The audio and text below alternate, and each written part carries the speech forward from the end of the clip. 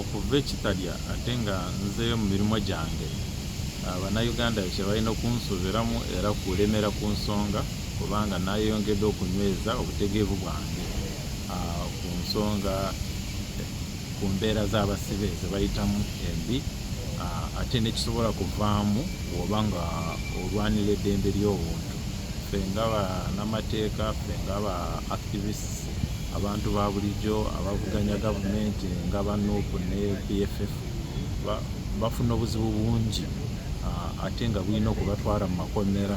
So kati manyi gye baba baraga oluusi nali nga nkirowoozako nga bakalantsi bange bangamba ebifaayo naye nze kati n'abiisemu n'abyerabidde buliiso, so kati ndi better equipped okudiringa nabyo.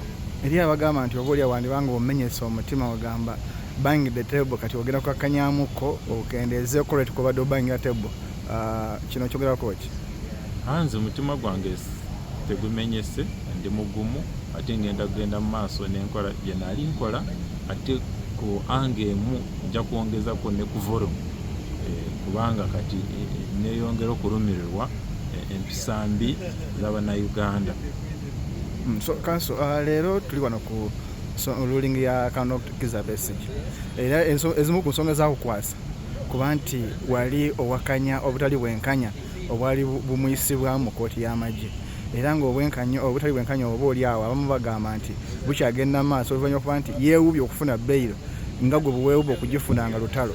Kati kye tuba tusuubiramu olwaliro oba gwe ki kyolowooza ekiyinza okubanga kiyinza okukolebwa newankubadde toli mulamuzi okumanya kiri mu nsalawo ye? Obwenkanya bwetaaga nti Besigye afune beyiro.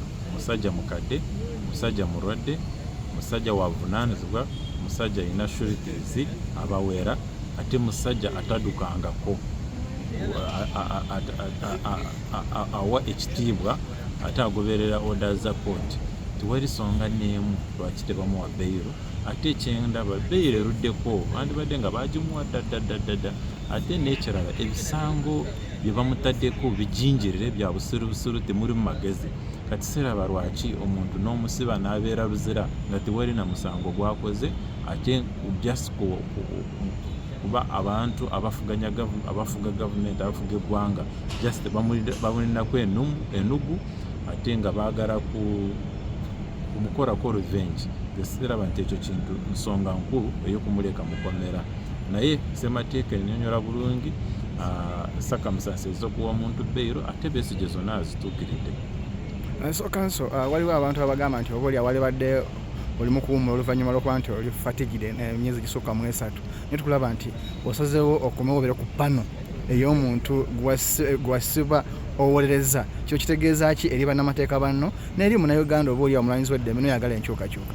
Ekituufu nkyalinamu obukoowu ate ekituufu kyekwesa abantu bange, naye ebintu tebifaananga nakino. Ekintu kya Besigye kyanjawulo, yemu ku bantu abagezako okutaasa eggwanga, ate okujja nenfiisako essaawa emu oba 2 oba nezibeera 3 nembeera ku pano ye briefly ate nenzizayo. Ate nekyaleero si kyamaanyi kyakufuna ensalamu ya beyiro, kati nzize kituufu kujaguza naye kumugwa mu kifuba kumugamba nti boss kulikaayo kyendiko liwali kirala. So akagamboko akasembayo eri omulabi wa TikTok TV olunaku lwaleero naddala oyo omulwanizi w'eddembe oba activist oba oli awo n'oyo yali akwagira yali amenyesa omutima naye nga ayagala enkyukakyuka.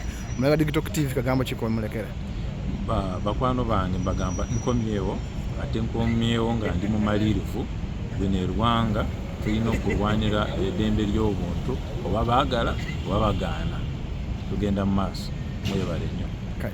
Toyanze gwe Kanso Aaron Kizza omusibe waffe naye nga si musibe kati eyavudde mu busibe nga kati Munnayuganda ali abutaala. Tweyanze nnyo, tweyanze lwatuwaayo akadde mu budde bwo.